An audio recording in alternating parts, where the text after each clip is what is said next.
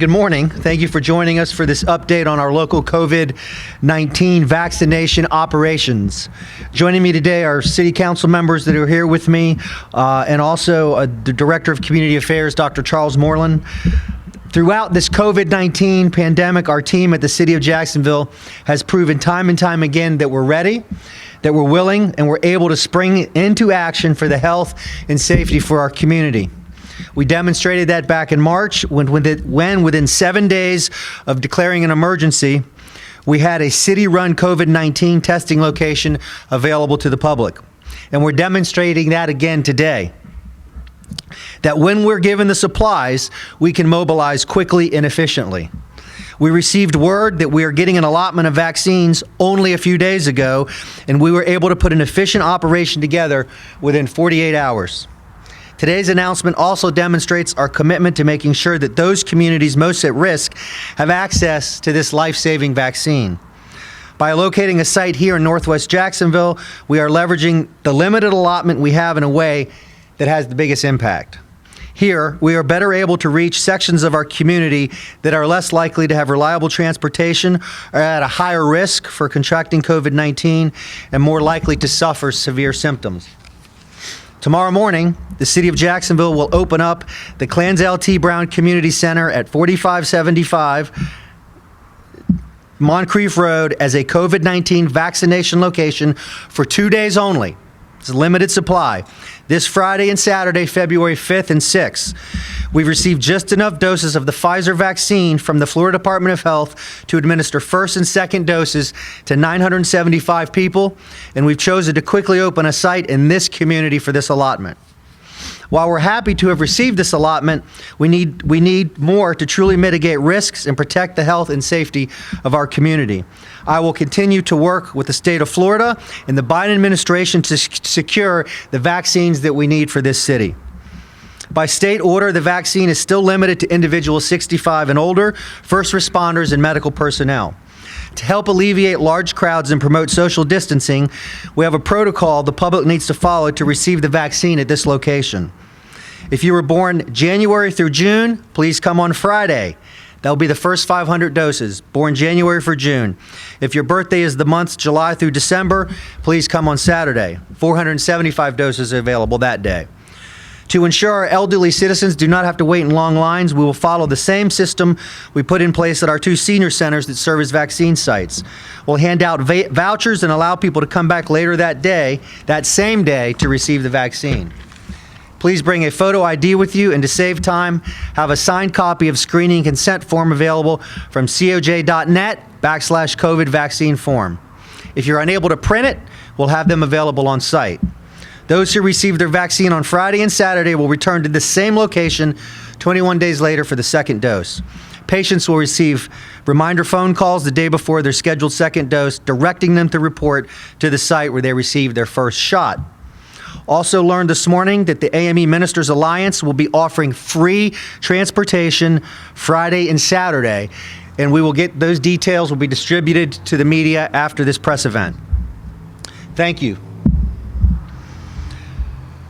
Because of this vaccination operation, the COVID-19 testing from our partners at Agape Health that normally operate from this location will temporarily move their testing operations to the following locations: Agape Dunn at 1680 Dunn Avenue and Agape Blanding at 5460 Blanding Boulevard. Both of these testing locations will be open 11 a.m. to 6 p.m. today and tomorrow. An important reminder that testing is still a critical tool that we have as we fight this virus while it's with us. Testing is available. If you need a test, get a test.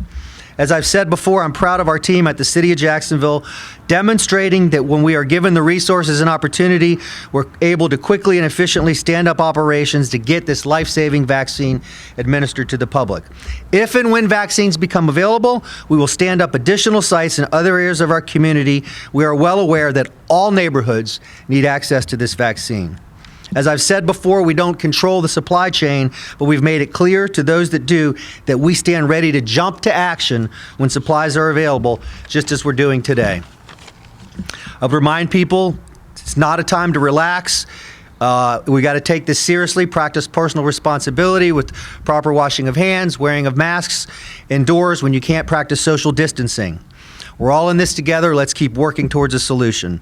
Again, thank you before joining us. Before we go to questions, I've got a number of council members that were all instrumental in this, but some are going to say a few words, and we'll start with City Councilman Reggie Gaffney.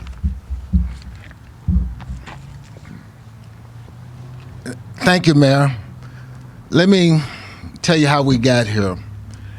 My colleagues behind me, I want to thank Councilman Newby, Councilman Jackson, Councilman Pittman, and Councilman Freeman. A couple weeks ago, we all took it upon ourselves to reach out to the mayor and said, look, we all got one thing in common. We want to make sure we don't forget about the north side of town. And like always, what the mayor always said to me, Councilman Gaffney, as soon as I can make it happen, I'm going to make it happen.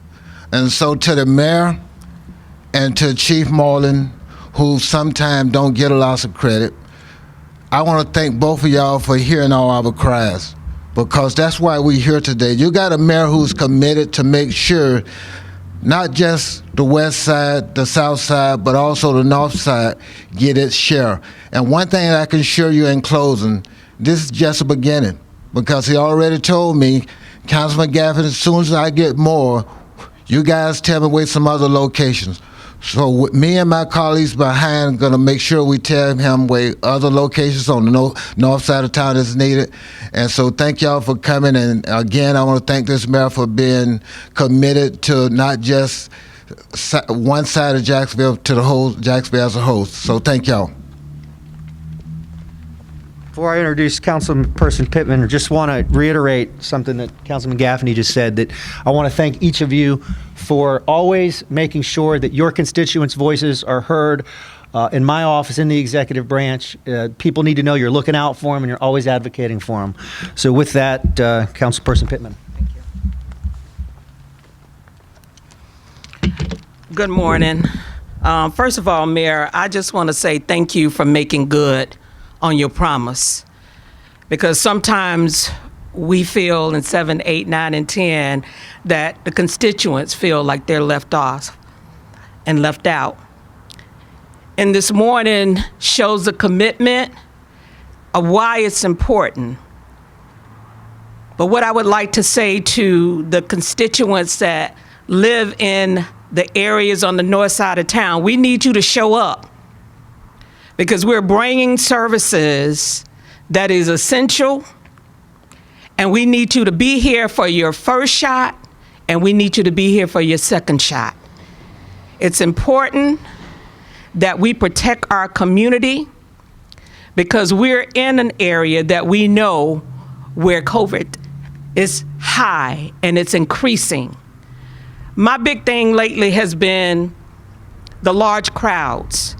And so I want to make sure if there are large crowds, that those individuals who are 65 years and older, that they have the vaccine. You promised, Mayor, you made good. We're here today, not only with me as the district councilwoman in this district, we are together. And whatever happens in District 8, it happens in 7, 9, and 10. And as you see, we're standing together, we'll be together, and we will advocate to make sure that these shots are in the neighborhoods that they need to be. Thank you. Thank you, Councilperson. And now Councilperson Brenda Priestley-Jackson.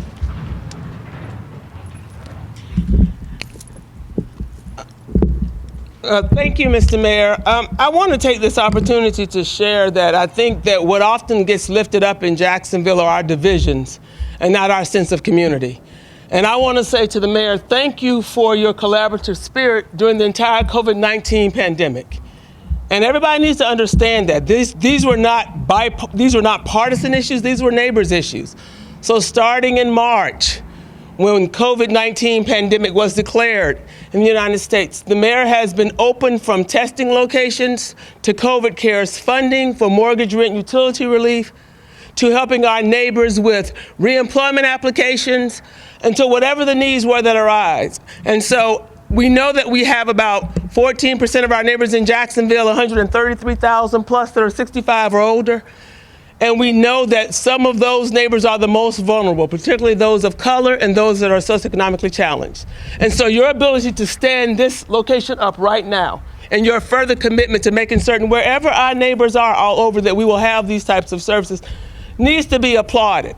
You know, I believe in the precious present, and the precious present says for today, we are going to do the best by our neighbors, and we have a mayor that's willing to meet us where we are with that. You know, I come from a school that says, sometimes you have not because you ask not. That's right.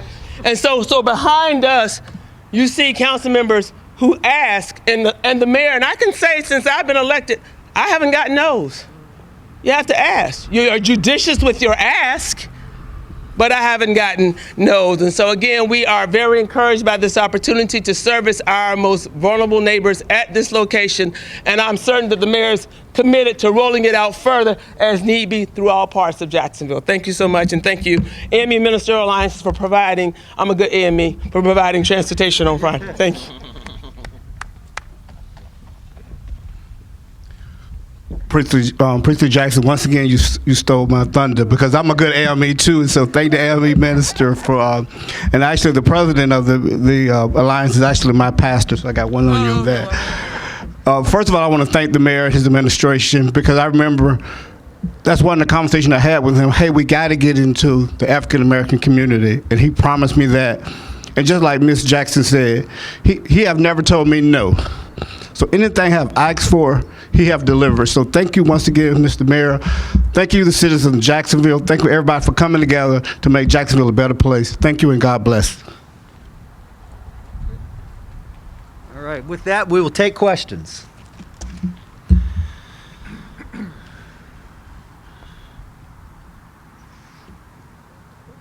Check, you got, okay. Hi, good morning.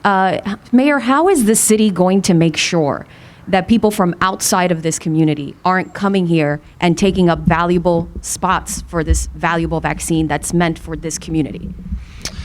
Look, I would expect, here's what I've seen as we've been navigating COVID-19. People's better angels has dictated their behaviors. We saw it when we did stimulus supply checks, other things that we've had to do. So I would just say, allow this site to be used for its intended purpose and for the intended people. Like I've said this before, we're not going to be in some sort of a police state. We are being difficult with people. But if you meet the criteria and you're at this site and you're in line based on your birth date, you're going to get the vaccine. To be clear, though, you don't need to make an appointment online to come here. You don't need a computer access, internet access. You don't need that. You do not need an appointment. That's correct. We prefer that you go online and fill out the documents, but if you don't have access to do that, you can do it here. That's right. Mayor, on the same lines of that, so it's going to be first come, first served. And I know we've seen in the past those huge lines. What are you going to do here to make sure that these seniors, aren't going to be there? I know you're trying different methods. Social distancing, the ability to get a voucher and leave and come back the same day. Look, I said before, this is unprecedented times we're living in, right? We a global pandemic, and we're now to the phase, gratefully, where we have vaccines that we are getting to people. And we all want more supplies. We all want more efficient operations. But this is a big, massive effort for the federal government to get it to the states, to get it to the cities and the counties. And then we do the best we can to get it to the people. And each time we do it, we try to learn something new and do it a little bit better next time. And always looking for improvement. But I would just encourage people, get here, get your voucher if you need to, and get in line. Hey guys, so I was just in the North Side neighborhood about last week talking to a lot of residents, and a lot of them, most of them were saying they don't want to get the vaccine. They don't trust the vaccine. What could you do to tell them that they can trust it? Well, I'm going to let some council members address that here in a second, but I would say I understand that concern. There's reason and there's history, but we have had African American leaders in our country and even in our own city that have taken the vaccine to demonstrate, and medical professionals that have taken it to demonstrate that it's safe, that it's smart, and that you ought to get it. Does anybody else want to? I will say, as being a district council person, a lot of the residents and seniors that I've spoken with, they want to take the vaccine. Number one, because they have a lot of underlying health issues, and those that have speculation about taking the test, no one is twisting their arms to come do that. But those that want it and want an opportunity to know that they're safe, this is an opportunity. It's accessible. With the church providing transportation, I think that would be very, very important to get the seniors here. And most of the residents that live in this area, they know if there are any services that are coming to this community, this is a site that they can come to. It's easily accessible and available. And I wanted to share that, the elephant in the room with that is the Tuskegee experiment, right? This is not that time. So I can share that my senior elderly relatives, my uncle Rodney Hurst, I don't think would have a problem saying he's gotten the vaccine. My mentor, Dr. Evie Welch, who's 84, they've gotten the vaccine. We wouldn't be standing here and wouldn't have pushed for this if we didn't have full faith and confidence in the viability of the vaccine and encouraging our neighbors who are most vulnerable, the elderly, to come and get it. And so we confront the history, but it's not the present where we are right now. And so hopefully with that and seeing us here today, that they will have full faith and confidence in moving forward with it. Let me say this. And let me try to answer that question a different way. I have lost either constituents that live in District 7, family members or friends, a total about 60 over the last 9 months. They go home to be with the Lord. And so I say to those individuals who don't trust the process, don't trust this vaccine here, think about your loved ones. I can tell you many stories where young children came home to allow their parents to take care of them because their parents did not fit. The parents is no longer here, and I'm now dealing with mental health with all and quite a bit of individuals who now going through trauma because they didn't think it was real. So anybody listen, yeah, you may not trust the process, but I beg you, if you don't, think about your loved one, think about your mother, think about your father, think about your brother, your sister, your neighbor, because at some point as you look every day, somebody is leaving here because individuals like you saying, I don't trust it.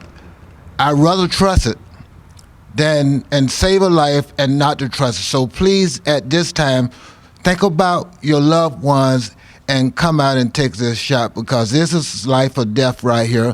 And what we're trying to do, all of us together, is save every life that we can in Jacksonville. Thank you. Thank you. I just want to say one thing to all the citizens of Jacksonville. On March 17, 2020, I was in the hospital from this disease. And I remember telling my wife, sweetheart, give the insurance policy out because I'm not going to make it through the night. That's how deadly this disease is. So I urge all the citizens of Jacksonville, please take this vaccination. Please don't be in the situation I am. Thank God that God healed me. But I will always remember March 17, 2020. Thank you. Thanks, Councilman. Mayor, yesterday the governor stated that they are going to have some vaccines for some church groups if it's requested. We heard the ministers yesterday held a news conference listing sites here that they would like to see that in Jacksonville. Have we made that request to get that small amount that's available to some of the north side churches? Sure. So I myself personally and members of my team were in touch with the governor's office yesterday and the day before. I don't have specifics, but they've heard the voice, they've heard the need, and I'm told that they are actively working on a plan to get vaccines to some of the churches in the community. Mayor, could you tell us how many vaccines the city has currently, not just for this site, but for the entire city for this week? I believe our original allotment was 11,000. Is that right, Jordan? Dr. Moreland, I'm sorry. Yeah, go ahead, take the question. You're in it every day. Yeah. So for the second dose for Lane Wiley and Mandarin, 10,725. And so now for Clanzel T Brown, we have a total of 1950, 975 for the first dose and 975 for the second dose. That's what we have now. You're welcome. And we'll distribute all the times and everything for tomorrow, so you guys all have access to put that out. All right, is that it with questions? I would just close back to why people should take the vaccine. I'll tell you personally that whenever it comes my turn, whatever category, when the state says that I can get the vaccine, I'm getting the vaccine. Think about peace of mind. Think about not having to worry about every time you come home, were you exposed today, and what does that mean? So if you qualify, we hope to see you tomorrow and Saturday. Thank you.